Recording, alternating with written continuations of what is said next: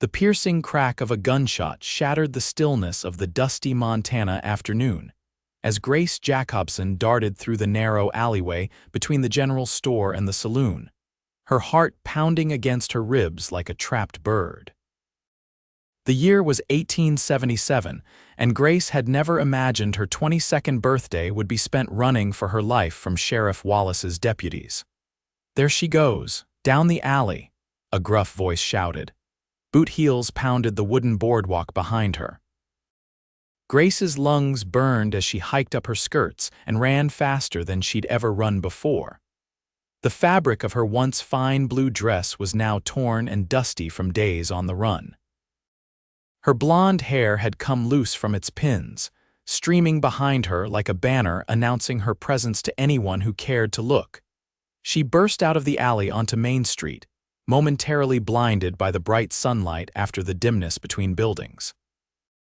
The small town of White Rock wasn't much, but it had enough people milling about that she hoped to lose herself in the crowd. Grace had been running for 3 days now, ever since Sheriff Wallace had declared her an accomplice to her father's alleged crimes. "Stop that woman!" Another voice called out. By order of the sheriff, people turned to stare. A woman in the general store doorway gasped and pulled her children closer. A man loading supplies into his wagon froze, eyes wide. No one moved to help her. No one ever did.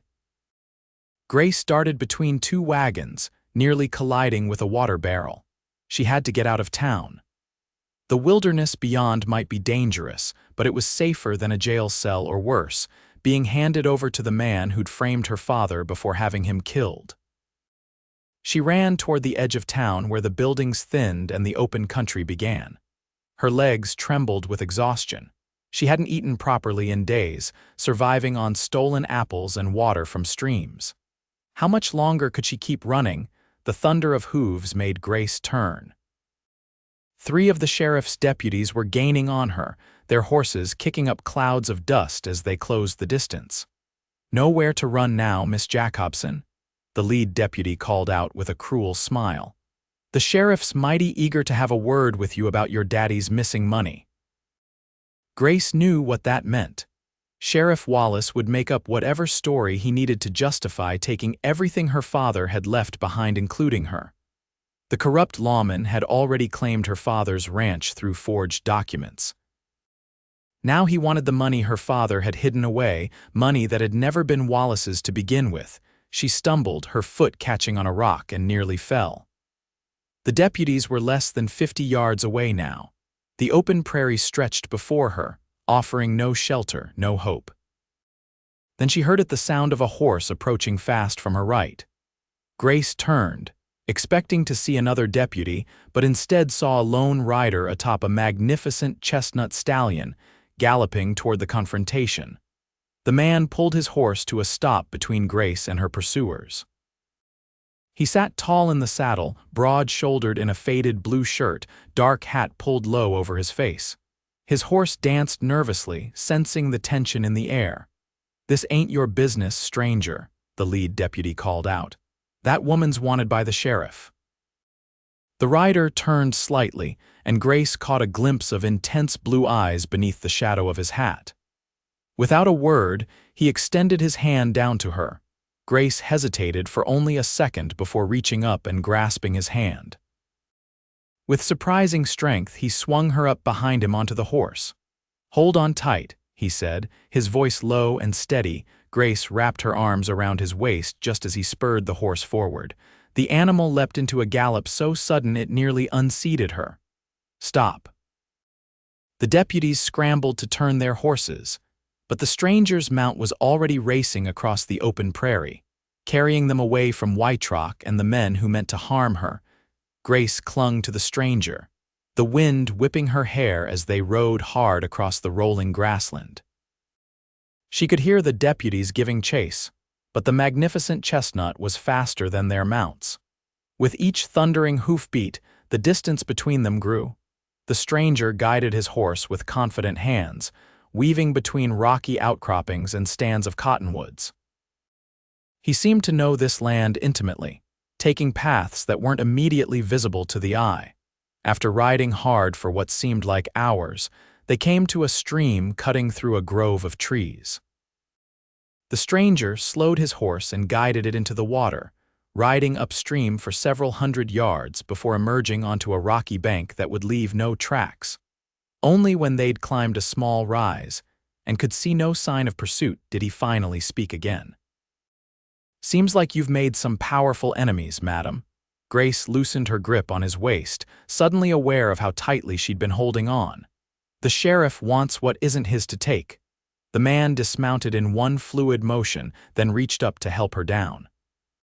When her feet touched the ground, her legs nearly buckled from exhaustion and the aftermath of fear. He caught her arm, steadying her. "Name's Noah Quinn," he said, finally pushing his hat back to reveal his face. He was younger than she'd expected, perhaps 25 or 26, with those striking blue eyes set in a sun-weathered face.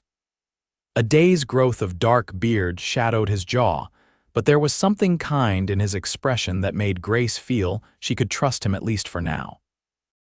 "Grace Jacobson," she replied, still breathless from their escape. "Thank you for helping me. Seems to me a lady being chased by 3 armed men might need a hand." Noah led his horse to the stream to drink, "though I reckon there's more to the story." Grace sank down onto a rock, suddenly overwhelmed by fatigue. "Sheriff Wallace killed my father 3 weeks ago, said he was a thief who stole from the county funds, but that's a lie.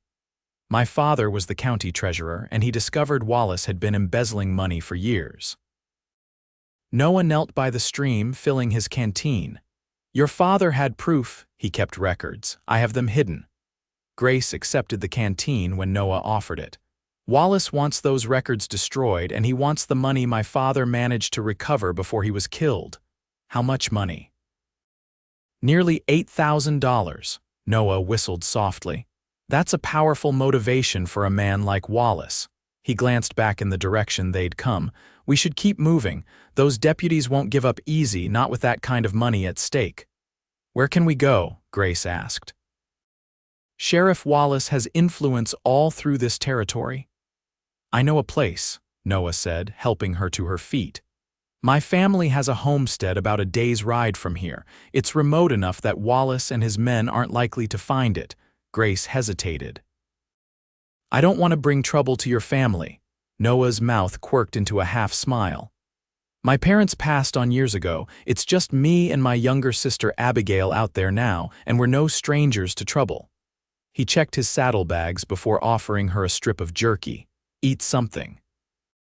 "We've got a long ride ahead." They traveled through the remainder of the afternoon, Noah keeping them to less traveled paths, occasionally doubling back or taking routes that would be difficult to track. As the sun began to set, painting the Montana sky in brilliant shades of orange and purple, Grace found herself studying her rescuer. Noah Quinn rode with the easy confidence of a man who'd spent his life in the saddle. His hands were calloused, his shoulders broad from hard work. Yet there was a gentleness in how he handled his horse, and in the way he'd helped her without hesitation or expectation of reward. "How did you come to be in White Rock today?" she asked as they rode side by side through a small valley. "It seems like Providence that you were there just when I needed help." Noah was quiet for a moment before answering. "I was delivering horses to the livery. I breed and train them at my place." His eyes scanned the horizon, ever vigilant. "Couldn't help but notice the commotion when those deputies started chasing you. And you just decided to involve yourself in a stranger's troubles." He glanced at her, those blue eyes reflecting the sunset. "My pa always said that standing by while someone needs help is the same as doing the harm yourself." As night fell, Noah led them to a small, sheltered hollow where they made camp. He built a small fire, keeping it low to avoid drawing attention. The night air grew cold and Grace huddled close to the flames, exhaustion making her bones ache. Noah draped his coat around her shoulders. "Get some rest," he said. "I'll keep watch." "You need sleep too," Grace protested. "I'm used to long nights." Noah settled himself against a fallen log, rifle across his knees. "Been breaking horses since I was 14. teaches a man to go without sleep. Despite her exhaustion, Grace found it difficult to relax. Every sound in the darkness made her tense, expecting Wallace's men to appear at any moment. "Tell me about your father," Noah said softly, breaking the silence. Grace looked up, surprised by the request. "He was a good man," she said after a moment. "Honest to a fault. He moved us to Montana when I was 12 after my mother died, said we needed a fresh start." She stared into the flames, memories washing over her. "He taught at the school in winter and worked as the county treasurer year-round. Everyone respected him." "Until Sheriff Wallace," Grace nodded. "Wallace came to power about 4 years ago. Things changed after that. Taxes being collected but never reaching the county books. Properties seized for supposed non-payment. My father started keeping separate records when he noticed discrepancies." "Dangerous work," Noah commented. He thought having evidence would protect him. Grace's voice broke. "He confronted Wallace privately, thinking they could resolve it without scandal. 3 days later, they found him shot in the back on the road to our ranch." Noah's expression was grim. "And they called it robbery. Said he must have been carrying county funds, but he never would have done that." Grace blinked back tears. "The next day, Wallace showed up with papers claiming my father owed gambling debts to him and had signed over our ranch as payment. The papers were forgeries, but the judge is Wallace's cousin. So you ran."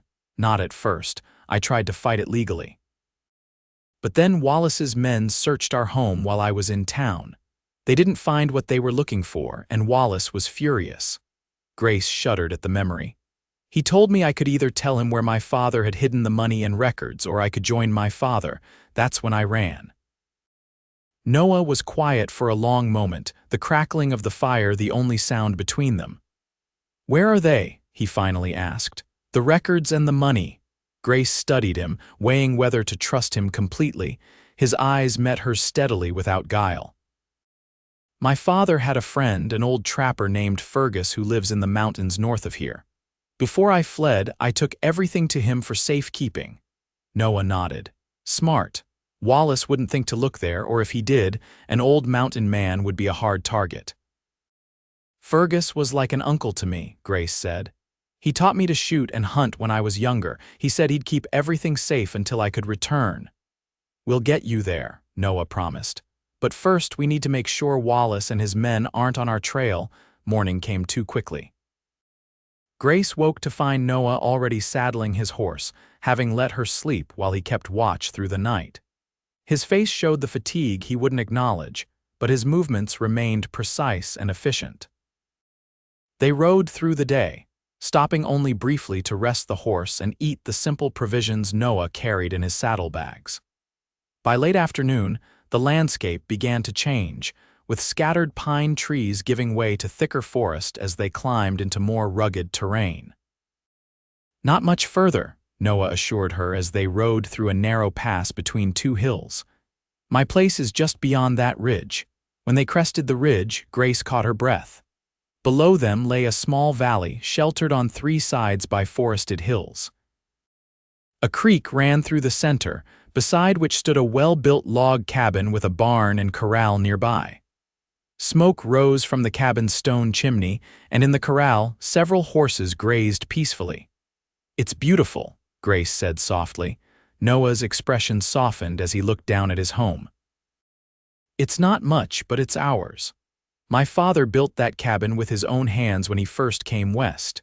They rode down into the valley, and as they approached the cabin, the door swung open. A young woman with the same striking blue eyes as Noah stepped out, a rifle in her hands. When she recognized her brother, she lowered the weapon, relief evident on her face. "Noah Quinn, you're 2 days late," she called out, striding toward them. Her dark hair was tied back in a practical braid, and she wore a simple dress with an apron tied around her waist. "I was about to come looking for you. Had some unexpected business in town, Abby," Noah replied, dismounting and helping Grace down. "This is Miss Grace Jacobson. She needs our help." Abigail's sharp eyes took in Grace's disheveled appearance and torn dress. Without hesitation, she stepped forward and took Grace's hand. "You look exhausted, Miss Jacobson. Come inside and rest while Noah tends to his horse."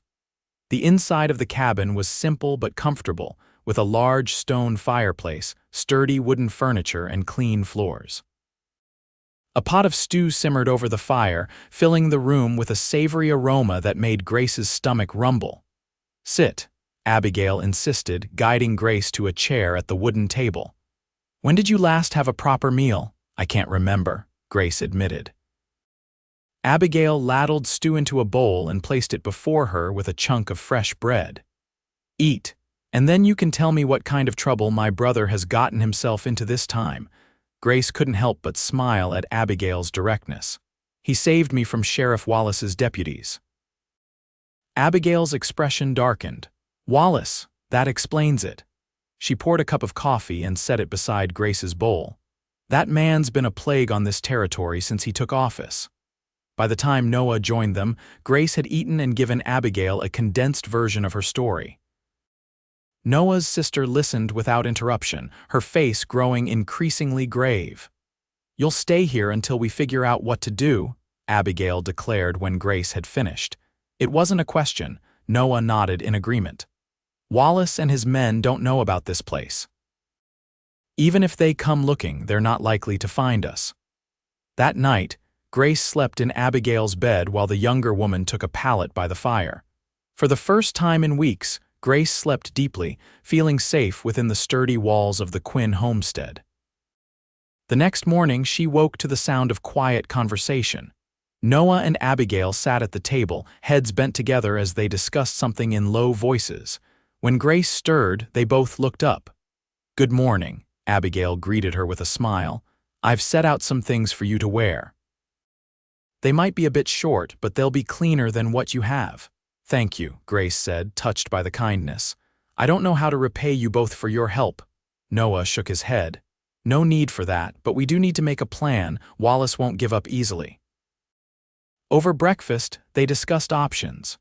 Grace needed to retrieve the evidence and money from Fergus, but traveling to his remote cabin would be dangerous while Wallace's men were searching for her. "I could go alone," Noah suggested. "If you tell me where to find Fergus, I could bring everything back here." Grace shook her head firmly. "Fergus doesn't trust strangers. He wouldn't give you the documents or money without me there." "Then I'll go with you," Noah said. "Abby can stay here and keep things running." Abigail didn't look pleased with this plan, but she didn't argue. "When will you go?" "We should wait a few days," Noah decided.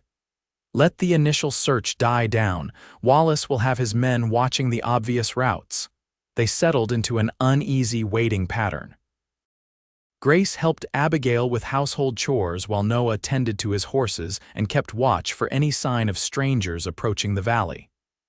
In the evenings, they sat by the fire, talking and getting to know one another. Grace learned that the Quinn siblings had been on their own for 5 years, since their father died of pneumonia. Their mother had passed years earlier. Noah had taken over the horse breeding business, while Abigail kept the household running and occasionally taught at the school in the nearest town when they needed extra money. On the third evening, as Abigail retired early, Grace found herself alone with Noah by the fire. He was carving a small piece of wood with his pocket knife, his strong hands working with surprising delicacy. "What are you making?" she asked, watching his nimble fingers shape the wood. Noah held up the small carving a horse beginning to take form. "Just passing time. My father taught me." "Said idle hands lead to trouble," Grace smiled. "Your father sounds like he was a wise man." He was. Noah's gaze remained on his work, but his expression softened with memory. "Taught me everything worth knowing, how to work hard, how to be honest, how to treat others right." He looked up at her then. "Would have liked your father, I think, from what you've told me." "I think they would have been friends," Grace agreed. She watched him work for a few more minutes before asking, "Why did you really help me that day in Whiterock? You could have been killed." Noah's hands stilled. He set the carving and knife aside, meeting her gaze directly. "Truth is, I knew who you were before that day. Your father helped me once, a few years back. I'd come to the bank to secure a loan to buy breeding stock after my father died." The banker was going to turn me down, said I was too young, that the homestead wasn't enough collateral. But my father intervened, Grace guessed. Noah nodded. He vouched for me, said he knew my father to be an honorable man who had taught his son well. The loan was approved, and that's what allowed me to build this business. He gestured around them. When I heard what happened to him, how Wallace had framed him and taken your ranch, well, I'd been looking for a way to help ever since. Grace felt tears spring to her eyes. You never said. Didn't seem important at the time, Noah replied. What mattered was getting you to safety. Without thinking, Grace reached across the space between them and took his hand. His fingers closed around hers, warm and strong. For a long moment, they sat in silence, connected by touch and by the memory of her father's kindness. The next morning, they began preparations for the journey to Fergus's cabin. Noah mapped out a route that would keep them away from main trails and towns where Wallace might have men watching. They would travel light, moving quickly and staying alert. As they packed supplies, Grace noticed a change in Noah. He was more focused, more serious, a man with a mission. His easy manner remained, but beneath it was a steely determination that both reassured and intrigued her. They set out at dawn the following day, with Abigail watching them go from the cabin doorway, worry etched on her young face. Noah had left her with clear instructions. If they didn't return within 10 days, she was to seek help from a rancher friend who lived to the west. The journey to Fergus's cabin would take 3 days if they pushed hard. They rode Noah's chestnut stallion, now rested and eager, supplemented with a packhorse carrying their supplies. Noah had insisted Grace ride behind him rather than on the packhorse, reasoning that they could move faster if they needed to flee for Grace. The journey was a strange mixture of tension and unexpected pleasure. The constant fear of discovery never quite left her. But there was also the breathtaking beauty of the Montana wilderness, the satisfaction of covering ground safely, and though she was reluctant to acknowledge it, the growing comfort she found in Noah's presence. They made camp the first night in a sheltered ravine, keeping their fire small and hidden. As they sat eating a simple meal of jerky and beans, Noah told her stories of growing up in these mountains, learning to track and hunt from his father. He wanted something better for me, Noah admitted, gazing into the flames. Saved for years to send me east to school, but after he died, there was Abby to think of and the homestead. Couldn't leave it all behind. Do you regret staying? Grace asked. Noah considered the question before shaking his head. No, this land gets in your blood, the freedom of it, the challenges. Wouldn't trade it for all the comforts of eastern cities. I feel the same, Grace said softly. After my father was killed, people suggested I should return east to my mother's family. But Montana is home now. What will you do? Noah asked. After we get your father's evidence and clear his name, Grace had thought about this often during her weeks on the run. I want justice for my father, I want Wallace to face consequences for what he's done, and I want our ranch back. She looked down at her hands. Beyond that, I don't know, the ranch is too much for me to manage alone. You wouldn't have to be alone, Noah said, his voice quiet but steady. When Grace looked up, surprised, he held her gaze. There are good people who would help, people who knew your father, who respected him. People like you. The words slipped out before she could think better of them. Noah's expression softened. Yes, like me. The moment stretched between them, filled with unspoken possibilities. Finally, Noah cleared his throat and stood to check on the horses, leaving Grace by the fire with her thoughts in turmoil. The second day of travel took them deeper into the mountains, following game trails and streams to avoid leaving an obvious track.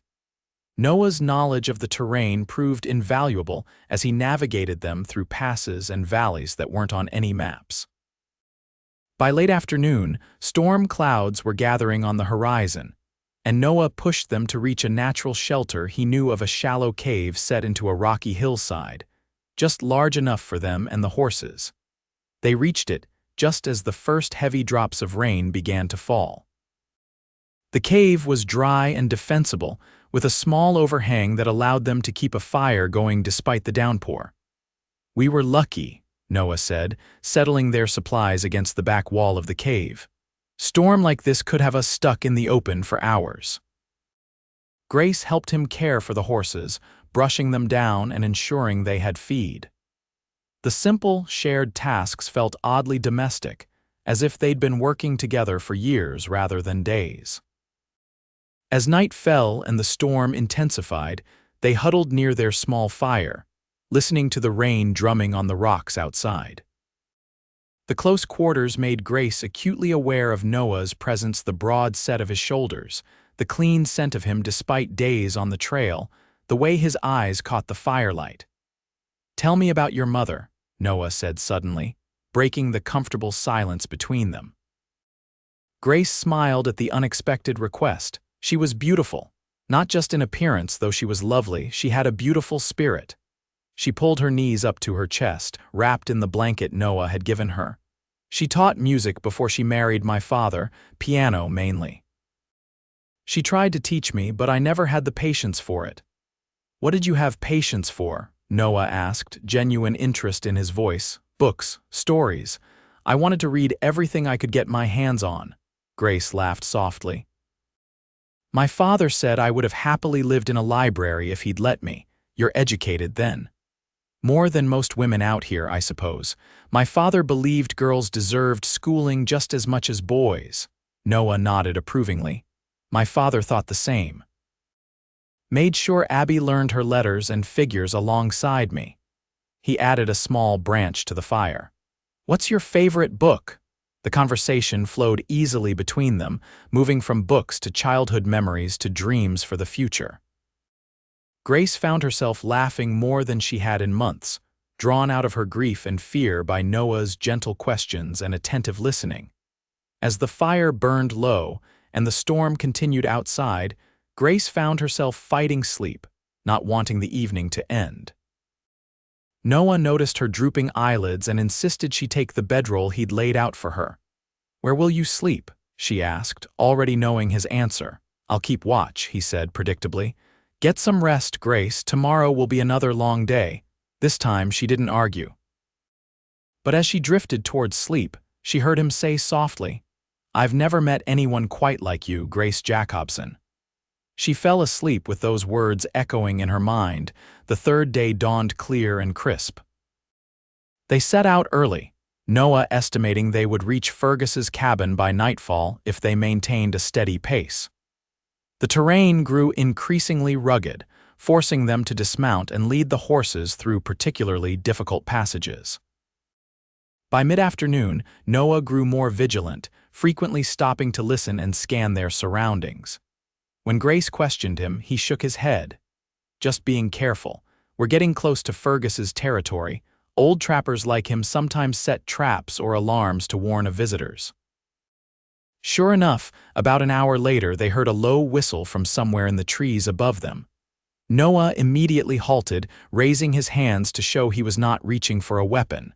"Fergus MacGregor," he called out. "We're friends of Grace Jacobson." A moment of silence followed, then a gravelly voice responded from the rocks to their left. "Grace, is that you, girl?" "It's me, Fergus," Grace called back, relief washing through her. "I've brought a friend." A figure emerged from behind a large boulder, an older man with a long gray beard and weathered skin that spoke of decades in the wilderness. He carried a rifle, which he kept pointed in their general direction, though not directly at them. "Been worried about you," Fergus said, approaching cautiously.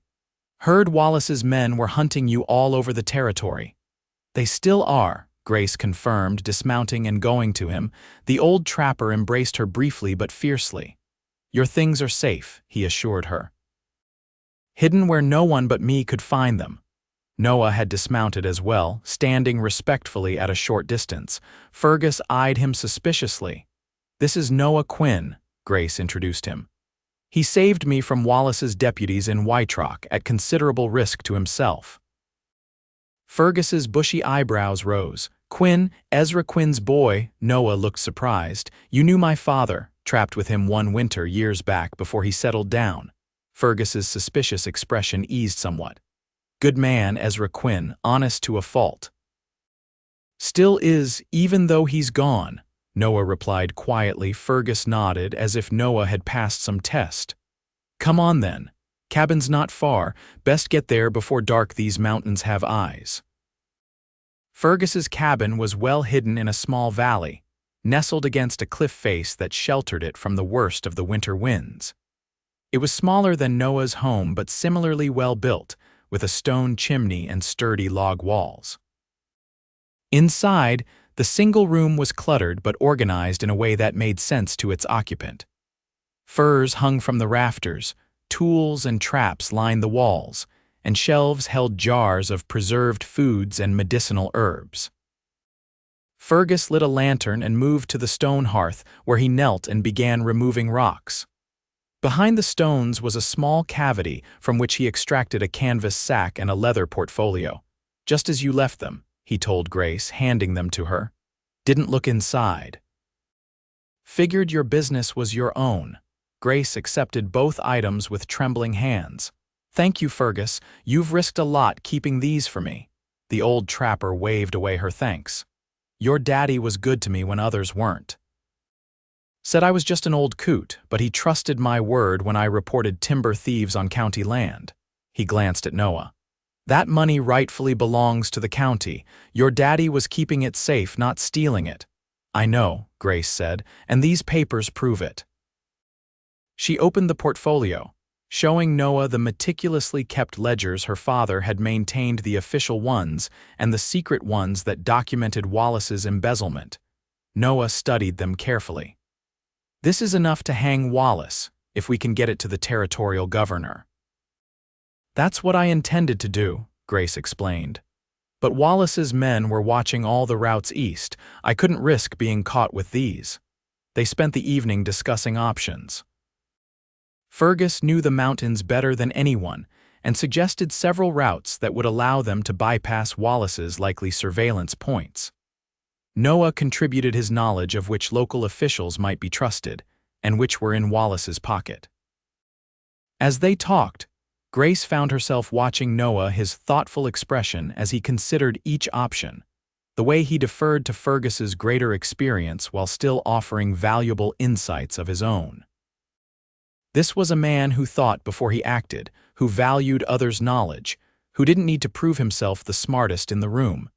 They decided to rest at Fergus's cabin for one night before setting out at dawn. Their destination would be the territorial capital, where the governor maintained an office. It would be a journey of nearly a week, but with Fergus's guidance for the first part of the trip, they stood a good chance of avoiding Wallace's men. That night, as Grace prepared for sleep on a pallet near the fire, Noah stepped outside for a final check on the horses. Fergus, noticing her gaze following him, chuckled softly. "That's a good man there," the old trapper commented. "Reminds me of his father." Grace felt her cheeks warm. "He's been very kind," Fergus snorted. "Kind doesn't risk his life for a stranger. He's sweet on you, girl, and unless I'm mistaken, you're not exactly indifferent to him either." "It's complicated," Grace protested. "With everything happening, life's always complicated," Fergus interrupted. "Doesn't mean you put happiness aside when it comes along." He gave her a significant look before retreating to his own bed in the corner of the cabin. The journey to the territorial capital was arduous but uneventful for the first 3 days.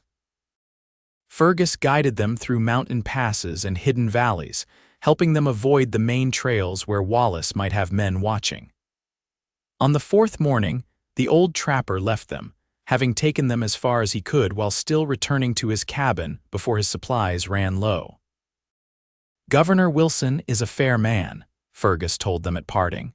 "Show him those papers and Wallace's days as sheriff will be over." Noah and Grace continued alone, moving more cautiously now that they were approaching more populated areas. They traveled by night when possible, avoiding towns and settlements where news of their presence might reach Wallace. On the 6th day of their journey, with the territorial capital less than a day's ride away, disaster struck. As they crossed a shallow ford in a river, shots rang out from the tree line. Noah's horse reared in alarm and Grace felt a bullet whiz past her ear. "Ride," Noah shouted, spurring the horse forward. He drew his revolver, returning fire as they galloped toward the cover of trees on the opposite bank. 4 riders emerged from the forest, behind them Wallace's deputies, led by the same man who had chased Grace in Wytrock. They pursued relentlessly, gaining ground on Noah's horse, which was tiring under the weight of 2 riders. "We can't outrun them," Noah shouted over his shoulder. "When I say so, slide off and run for the trees. I'll draw them away." "No," Grace cried, tightening her grip around his waist. "I won't leave you. You have to get those papers to the governor," Noah insisted. "I'll be fine." Before she could argue further, one of the deputies' shots found its mark. Noah grunted in pain as the bullet grazed his arm, causing him to momentarily lose his grip on the reins. The horse stumbled and they nearly fell. Grace made a split-second decision. Reaching into the saddlebag where they'd stored her father's documents and the money, she grabbed the leather portfolio. "Head for that ravine," she said, pointing to a narrow cut in the landscape ahead. "I have an idea." Noah guided the horse as directed, and they plunged into the ravine, a natural funnel that narrowed as it descended. The deputies followed, but the confined space forced them to ride single file, limiting their ability to shoot effectively. At the narrowest point, Grace flung herself from the horse, landing hard but managing to roll behind a large boulder. Noah continued riding, drawing the deputies' attention away from her position. 3 of the 4 deputies followed Noah, but the 4th, the leader, had seen Grace's maneuver. He reined in his horse and dismounted, approaching her hiding spot with his gun drawn. "Nowhere to run now, Miss Jacobson," he called out, using the same words he had in Wytrock. "The sheriff's getting mighty impatient." Grace pressed herself against the boulder, clutching the portfolio to her chest. She had no weapon, no means of defense, but she wouldn't surrender her father's evidence, not when they were so close to justice. The deputy's footsteps crunched on the rocky ground as he approached. Grace looked desperately for an escape route, but the ravine walls were too steep to climb quickly. Just as the deputy rounded the boulder, a shot rang out. He stumbled backward, clutching his shoulder as Noah appeared behind him, revolver still smoking in his hand. "Are you all right?" Noah asked Grace, keeping his gun trained on the wounded deputy. "Yes," she breathed. "The others lost them in the trees further down," Noah explained, quickly binding the deputy's hands with his own belt. "But they'll circle back soon. We need to move." They took the deputy's horse, leaving him tied but not seriously injured. Noah led them on a circuitous route that eventually brought them back to the main trail leading to the territorial capital, where they arrived as the sun was setting the following day. Governor Wilson's office was in a stately building at the center of town. Despite the late hour, lights still burned in the windows. Noah and Grace, disheveled and exhausted from their journey, were initially barred entry by a skeptical clerk. "The governor sees petitioners during daylight hours only," the young man insisted. "This can't wait," Grace pressed. "We have evidence of corruption and murder committed by Sheriff Wallace of Wytrock County." The mention of Wallace's name caught the attention of an older man who had been passing through the outer office. "Did you say Wallace?" he asked, approaching them. "Yes, sir," Noah replied, straightening despite his fatigue. "We have documents proving he's been embezzling county funds for years." The man studied them intently before nodding to the clerk. "Let them in, James. I've been waiting for someone to bring proof against Wallace for quite some time." The man introduced himself as Governor Wilson, and within minutes, Grace was spreading her father's ledgers across his desk, explaining the careful documentation of Wallace's crimes. The governor listened attentively, asking pointed questions and examining the evidence with a practiced eye. "Your father was a brave man, Miss Jacobson," he said when she had finished, "and you've shown similar courage in bringing this to light." He turned to Noah. "And you, sir, have my gratitude for helping her reach safety." "Will you arrest Wallace?" Grace asked anxiously. The governor nodded grimly. I'll dispatch federal marshals tonight. By this time tomorrow, Wallace will be in custody and an investigation will be underway." He looked at Grace with compassion. "I can't promise it will bring your father back, but I can promise justice will be served." Relief washed over Grace so powerfully that her knees buckled. Noah caught her arm, supporting her as the governor arranged for rooms at the hotel across the street and assigned a deputy to stand guard through the night. In the privacy of her hotel room, with a locked door and a guard outside, Grace finally allowed herself to feel the full weight of everything that had happened. She sank onto the bed and wept for her father, for the weeks of fear and flight, and for the unexpected blessing that had come in the form of Noah Quinn. A gentle knock at the door roused her from her emotional release. She wiped her tears and opened it to find Noah standing there, his arm properly bandaged, his face clean but weary. "I wanted to make sure you were all right," he said softly. Grace stepped back, inviting him in. "I'm better than I've been in weeks," she admitted, "knowing Wallace will face justice." "It's more than I dared hope for." Noah moved to the window, looking out at the lamplit street below. "Governor Wilson says he'll file papers to restore your ranch to you once Wallace is in custody. You'll be able to go home." "Home," Grace repeated, the word tasting bittersweet on her tongue. "It won't be the same without my father." "No," Noah agreed, "but it will still be yours, your land, your future." A silence fell between them, heavy with unspoken thoughts. Finally, Grace gathered her courage.